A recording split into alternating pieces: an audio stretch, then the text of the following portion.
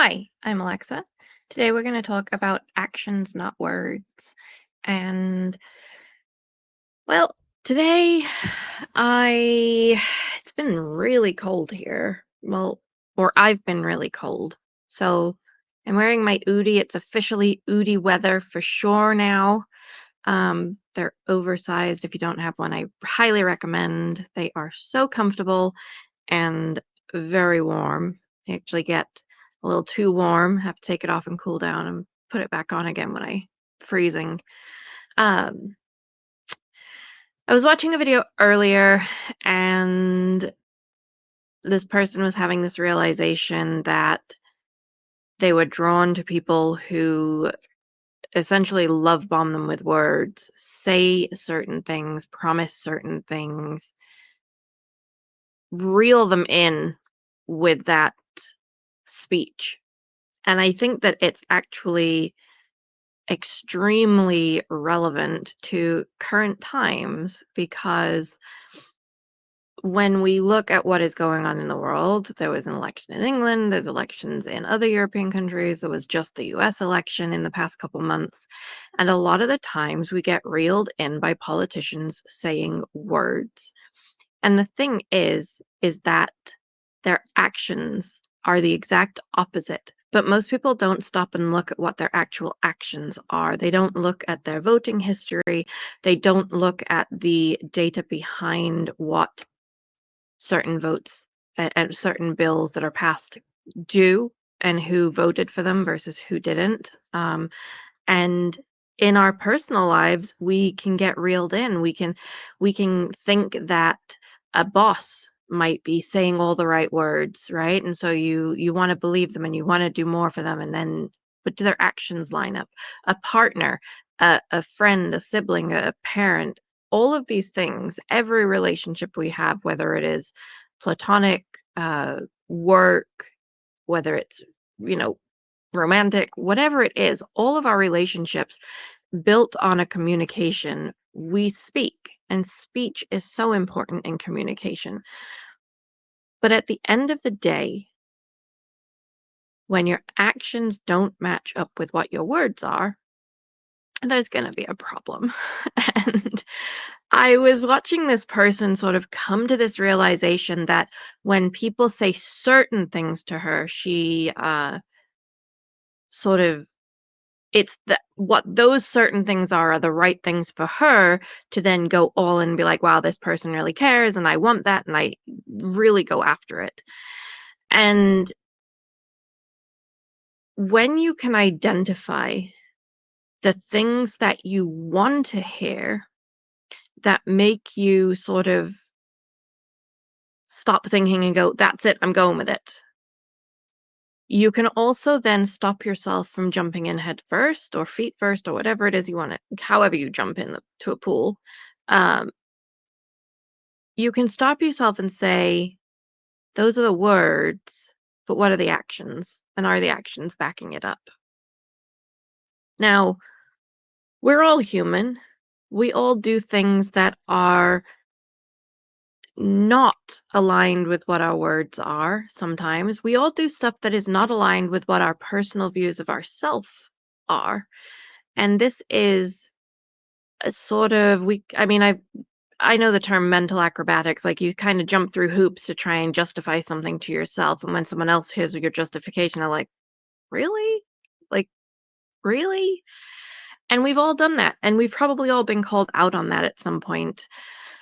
There are certainly things I think of in my life where I probably am still lying to myself in some way, shape, or form. But I'm kind of at the point where I acknowledge more that I'm not ready to address something in the way it might need to be addressed. Like if I say I want to change something in my life, if I want to accomplish something in my life, but I'm not taking the actions to back those words up, it's okay to not be ready yet. So I've tried to start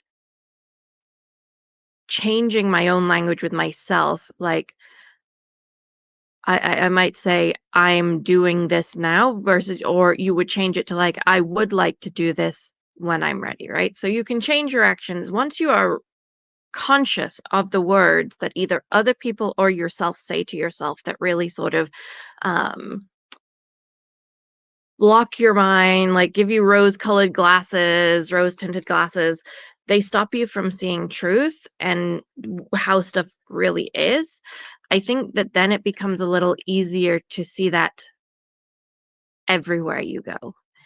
And I think that it's important that if we do want change in our lives, whether it's as simple as changing a habit, it's not always that simple, or whether it's grand scale wanting to help affect change across our society, everything from the tiny up to the massive. Like, if we are able to tell ourselves the truth, acknowledge the truth, that gives us a better starting point for moving forwards and developing a plan to actually make the change or changes that we would like to see in our lives. And I was just watching this person, and I kept thinking that everyone has to reach that point in their life where that clicks for them. I can say this to you over and over and over again. I could say it to myself over and over again. But until the day that we are ready to hear it and truly understand it, it's going to be meaningless. It's going to, we think we understand it. And then there comes a day where it will click and you will understand it afterwards. And I guess that's pretty true of any concept that's sort of, we like think of it like mind blowing concepts when it's super simple, but it's when you finally get it, you get it. It's like, oh no, that really was like, that's what that meant. I think I watched this person, their videos, because I see so many parallels in their journey with my journey that I have previously gone through. Um, Talking about my relationship with my mother and why I don't talk with her, there was a day where I truly knew, like just knew, that nothing coming out of her mouth could be trusted, that her actions were not what she was saying. And when you can't trust a person's words, what do you have left? Right? Why would you even listen to them at that point? Um, I don't know. I don't know if this is shocking to some people. Like, if they haven't gotten there yet, if they have, was it as mind blowing to them the day they sort of got it? Or not even, I don't think mind blowing is the right phrase to use. I think freeing is a very good word. And then someone else said, and I wrote this down. Where did I write it? I just had it. I moved it because Kane was on the desk. This was the thing they said. They said loyalty is an action, not words. Loyalty is an action, not words. I would go so far as to expand that to say love is an action, not a word. Uh, Respect is an action, not a word. Those things that we hold most dear and sacred, when you don't have them, you know you don't have them. And when you do, you know you have them, you feel them. It's not because of the things people say to us, right? A lot of the times, if people are loyal to you, if people love you, if people respect you, they don't need to say, hey, I respect you. It's nice to hear, hey, I love you, right? It is nice to hear those things, but you don't need them to say it to you because their actions show who and what they are in relation to you and how they view you. It seems so simple, but so many of us struggle with understanding this. And I put myself in this group of human. We're human, right? This is, we want certain things, and when we want them so badly to be true, we can sometimes ignore what is commonly called the red flags. And ignoring the red flags is what gets you deeper and deeper into a potentially troubling situation, a potentially hurtful situation. And knowing enough about psychology, but not enough to like truly get into it. There are people who subconsciously know how to test your boundaries by doing those little things that you kind of wave off and say, "Oh, but that was just a bad day," or "Oh, they weren't happy," or "It's justifiable that, I made them mad first," or whatever it is that you justify, how you justify a person's behavior to you. They start out small and they test those limits. And there are some things that you cannot let slide. And this is something I am learning. I've not spoken up in the past in situations where I feel at this point I should have, because I let some little things slide that they shouldn't have. They were disrespectful, whether to me or to someone else. They should have been addressed at the time. Um, and when we do let things slide and then more happens, those things build up as well. And we can get to that breaking point where we start, "You always do this. How dare you? Why do you always do this to me?" That sort of all of the frustration on all of those little things out. So, one of the things that I think is really valuable is conflict resolution training. And I am by no means the expert, but I found it so incredibly helpful to me in my life, in my career, in my relationships. If you can just address something immediately when it happens that has upset you, it doesn't become a bigger thing. And I try and do this. I have certainly not fully become able to do this, but I'm working on it. I still have things that I have let slide for whatever reason. And then I get to a point like anyone else and it becomes too much. But by that point, it is also a bigger sort of thing in me, a bigger feeling, a bigger emotion. If you address it before it has time to become a big emotion, that's where, if other people are also open to this, uh, you will feel better with yourself. You can't control other people, but if other people are open to it, there will be a better communication because you make that place where they can also then address those small things back to you. And when you address things and you talk about things right up front, and you get on the same page, instead of having expectations that are unspoken, you develop a consensus, an agreed upon set of expectations that you are going to have within your whatever your relationship, whether it's, friend, work, romantic, whatever it is, whatever that relationship is.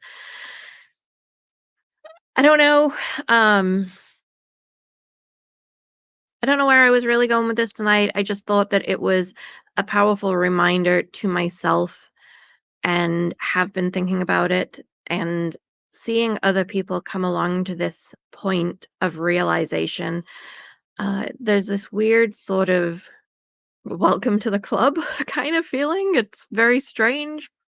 Probably even saying it is kind of a little strange, but that's the only way I can explain it is it's welcome to the club. You've finally realized it.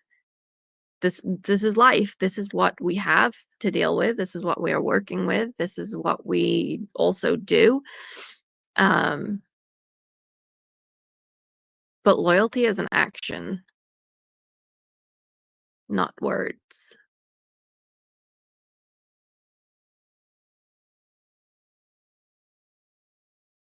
I think it ties back into kind versus nice. I will probably link that video at the end somewhere. Um,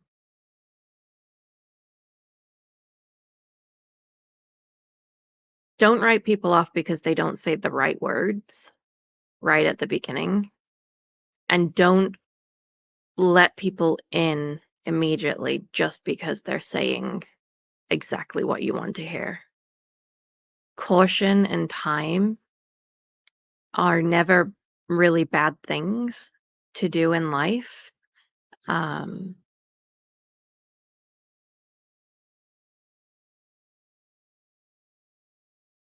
then I guess you could say if you wait too long, you could miss opportunities. And sometimes it's fun to go last minute trips and stuff. Yeah, 50-50 pros, cons. Guess we all make up our own minds and we can all decide on in the situations we're in. All right. Well, this is what I got for you today. As always, if you made it to the end, I appreciate you. Thank you.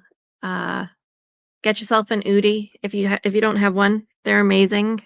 Absolutely love them. They're super oversized, super warm, completely covers my face. So silly. Uh, and be kind to yourself. See you later.